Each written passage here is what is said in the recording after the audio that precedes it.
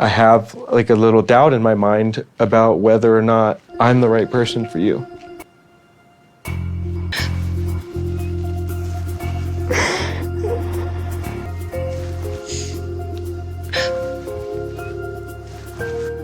She's trying to be vulnerable, and this gives me confidence. Let's try with a clean slate, not to argue, okay? You cannot be for real. Hey guys, welcome back to 90 Day Fiance The Other Way, Season 7, Episode 13. We're gonna do Dylan and Pattiya, Luke and Madeline, and Chloe and Johny. Chloe and Johny first. I forgot to recap Chloe in my previous video. I also forgot Manon, but we'll talk about her in the next video. But quick recap on them. So basically, Chloe's mom asked them if they're gonna move to Boston, and if they do, then she's gonna like give them a job at her company or whatever. What's his name? Johny said no, and Chloe's like, yeah, I'm not interested. Rich had me dying because I know for a fact if Johny said yeah, she'll be like, yeah, let's go. But he said no, and her mom was like, damn it. But they go to the beach, and then at the beach, he goes off somewhere, and Chloe decides for some freaking reason to tell her mom that Johny cheated on her, even though he really didn't cheat because they weren't like official. But because of that, mom was like, what the fuck? He cheated on my daughter. Oh, I'm gonna show him. So now it's this episode, and before that, Chloe was super upset at herself for telling her mom that. And yeah, she should be, because why would you tell your mom that? You's an idiot. So Chloe and Johny. So Johny and Chloe's mom decide to go for a run, and it's perfect for her mom because she's planning on grilling Johny because hello, he cheated on Chloe. And Chloe's worried and regretting telling her mom. I definitely regret telling my mom because now she's going to drill Jonathan like 17 billion times more. Yeah, you should have told her. Bitch, you stupid. But Johny decides to stop to show her mom this nice, beautiful beach. And she's like, wow, it's so pretty. By the way, did you cheat on my daughter? Hey, yo, what the fuck? And you guys, Johny has to pause because what the actual fuck? What's wrong with you? But he tells her that they weren't serious when that happened. We were going out, but we weren't in a relationship. Now, for the last few months, we've been something real, serious, and of course, I'm not gonna do anything like that. Shouldn't you two have already discussed that and already been there? I feel like maybe you were only saying that because that was the right thing to say. What's wrong with you? What's wrong with y'all? You niggas are crazy. That's unacceptable and it scares me. Is this nigga serious? But her mom said that she's worried for Chloe and doesn't want her to stay here. And Johnny's pissed that Chloe told her mom that he cheated and forgot to add the part that she actually cheated because she was talking to somebody else. But I'm not a person that goes and tells her mom that, you know? I'm a person that, hey, you know what? Think what you want to think. I'm just going to try to show you that I'm a better person than that. No, you're too nice, Johny, because I would have told her. Fuck that bitch. But her mom said that she's leaving tomorrow, but she really wants to make sure that Chloe is safe with him. But also, she isn't satisfied with his answers because she feels like Johnny's telling her things that she just wants to hear and that she doesn't really trust Johny. In reference specifically to the unfaithfulness, to be honest, the way that I see it, once a cheater, always a cheater. And I want my daughter to know that she deserves more. He didn't even cheat though. And honestly, she should be teaching her daughter to stop being a freaking stalker. Girl, your moral compass isn't even saying north, east, west, south. It's saying Jail, jail. But she ends their conversation by telling him that they really need to talk and figure everything out. But now it's time for her mom to go. And y'all, she is still trying to get Chloe to go home. You know what's in here? My credit cards. You know what I can do with those credit cards right now? Buy you a ticket home. No, but you can give me your credit card. Give me that. Just consider it. First class ticket home. What's that saying? When the bird flies from the nest, What? let it Fly. What saying is that? I'm 100% sure that's not a saying. But Chloe says that she's gonna stay here and figure it out, and she's gonna be very proud of her. And her mom is like, oh my gosh, baby, I'm always gonna be proud of you, especially if you come back home. But Chloe's like, I really need to keep an eye on my man, so no. But up they go to the airport, and geez, Chloe, why are you walking like that? But her mom says that she's comfortable for now, but once she realizes that she's broke as hell and that she's not helping her financially, reality will finally set in. And I'm like, damn, lady, can you give her a chance? What the hell is even that? Okay. Mama, I'm gonna be. You make me cry every time you come to the airport. That's you already. Why do you do this? Oh my gosh, they're probably gonna see each other in like a month because I'm sure that Johnny's gonna dump her in that time because she is so insufferable, you guys. I can't stand her. I am worried about Chloe being in the hands of someone that had indiscretion, infidelity, you know, at the beginning of the relationship, which definitely causes a lot of concern for me. Girl, he didn't cheat. Let it go. No. But she said that her offer still stands for them to come to Boston, and she lets us know that she's doing all of this because she doesn't want to miss any of Chloe's years. And then she gets so emotional for like a good hour.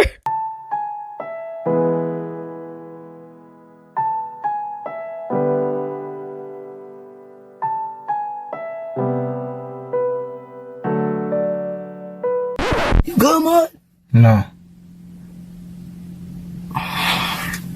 And now off she goes. That's the end of their segment. Moving on to Dylan and Pattiya. So they're going camping and Pattiya doesn't know anything about that. So good luck to her. Honestly, I hate camping. I will never do that. It's the bugs, you guys. I hate bugs. If you get the opportunity, you should kill yourself. But she said that after their dinner, where Dylan basically lied to her about his mom hating their age gap relationship, he apologized. I cannot believe you don't remember telling me that. The hatred stemmed from you telling me that your mom said all those things about me. Yes, you're right. You're right in everything you're saying. I apologize. I was so mad, but then he apologized. At this point, I'm just ready to let it go. Okay, Dylan, I won't forgive you, but I'm not gonna hate you as much. For now. I'm watching you. Oh my god. Anyways, he wants her to get used to this new life because she's not a city girl anymore. And they're having a whole bunch of fun. And is that a squirrel? A rat? What the hell is even that? Oh, it's a baby kangaroo. That's a little patty melon. Oh, what the fuck is that? Oh my God, bro. Oh, it's what we're looking at. Oh, you sound like you slow. Anyways, back to the episode. They continue to have fun until his mom decides to call him. That's Mum. Hi, Mum. Hi, how you going? Good, how are you? I'm good. Where are you now? Camping with Pattiya. Sounds romantic. Oh, we've had a great day. Is it cold out there? It's currently raining. Oh, really? So he's talking and talking and talking, and Pattiya's getting so annoyed, and so she's like, all right, babe, say bye-bye to your mom. And y'all, he then ends the call. All right. Bye, Joe. Bye. Bye. Take care. Bye. She said that she doesn't want her to call when they're doing stuff, and he's like, oh, do you want me to call her back and tell her that? No, nigga. And she says no, but she calls every day, and she feels like she's constantly invading in their relationship. G'day, Mum, how are ya? G'day, Mum, how are ya? Hi, how's it going? Good, how are you? G'day, Mum, how are ya? You're blocked. Bye. You know what? At first I was gonna say it's no big deal. Once a day isn't that bad. Even when my sister went off to like college, she would call my mom every single day. But at 8 a.m. and it will last like 10 to like 20 minutes. That's it. Looking at this, I could tell like it's more than once a day because in like 2 shots, they're wearing like the same outfits. And already that would piss me off because it's like during their daytime that you're calling and you didn't just call once, but twice? Really? Let me block this beat. Anyways, I think this is an easy fix. All they gotta do is like set a specific time every day for them to call, and maybe he should call her instead of her calling him because I feel like it's mainly her calling him. Let's look at your call log. I bet you it's all your mom. Bust it out. Let's count how many times your mom called. Oh my God. It's just Joe. Well, at least you know that the only other woman that he talks to is his mom, so that's good, I guess. What's the big deal? It's my mum. Babe, it's not normal. You're 38. You're pushing 40 and you talk to your mom that many times. Age doesn't matter here, but the calls are too much, especially because he is in a relationship. But coming from a woman who is obsessed with their mother, he needs to calm it down, okay? This is a bit too much. But he says that this is pretty normal, and Pattiya's like, no. She wants you close and wants you at her beck and call, and you need to set boundaries. But Dylan said that he thought that they already resolved everything at the dinner table, and she's like, no, but things will be resolved if you say, hey, let's work on you not calling me so much. And y'all, Dylan doesn't like that. Fuck this hoe. It's really frustrating that Pattiya's still jealous of my mum calling me. To have Pattiya dictate what my relationship is with my mother, it's unreasonable. I shouldn't have to choose between my mum and my partner. If Pattiya can't move past this, I don't know how our relationship will work. Dylan, oh my gosh, you need to set boundaries. Instead of like 10 times a day calling your mom, make it like 1 or 2 times a day. 1 in the morning, 1 at night, or I don't freaking know. Just limit it. Anyways, that's where their segment ends. Moving on to Luke and Madeline. Sorry. They're just so annoying to me. So after the huge fight they had the other day, Luke has learned nothing. He is still letting Madeline treat him like he's her bitch. You can't take one off my back, so that is so hard for you. You want to pop the trunk? It's in the front. Wait, give me my poopy. Not you putting the coat on her too. Oh, wow. You being caballero. Stupid bitch. No, this is so funny because if Madeline spoke to me the way she spoke to Luke, I would have drove my ass home, okay? Now put a coat over this bitch. I mean, fucked up, bitch. At the end of the day, bitch. Luke said that they gotta talk because that car ride was heated. The wedding is this weekend and they don't make each other happy. Madeline and I really need to have a come to Jesus conversation. He have the character of her mom. Yeah, no kidding.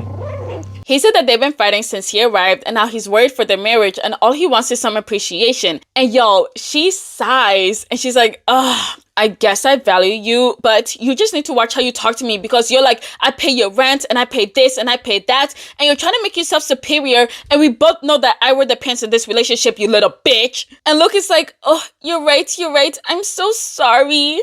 I don't want to argue all the time. Like, that's what I really don't want to do.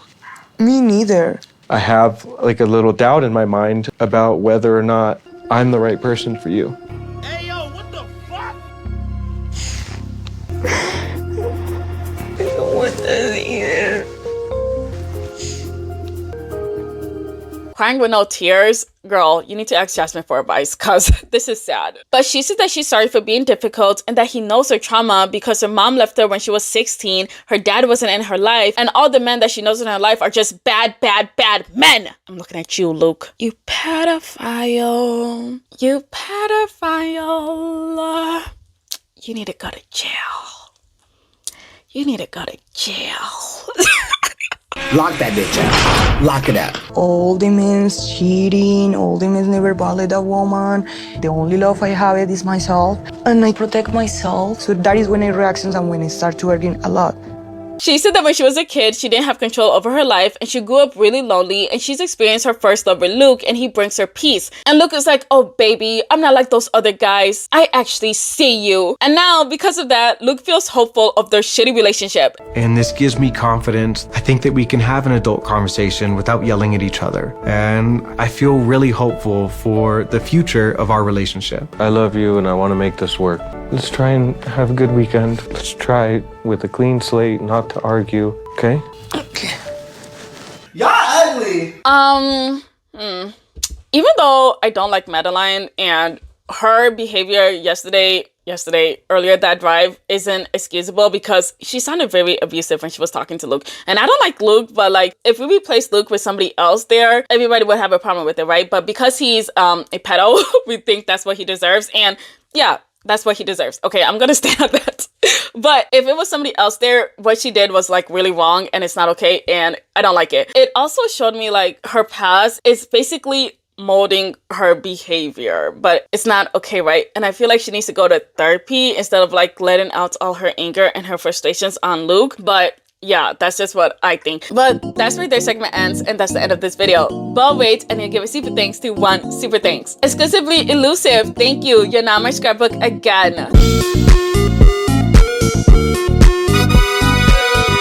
Thank you so much for watching. Please leave your thoughts in the comments below. Please like, share, subscribe. Thank you. Bye.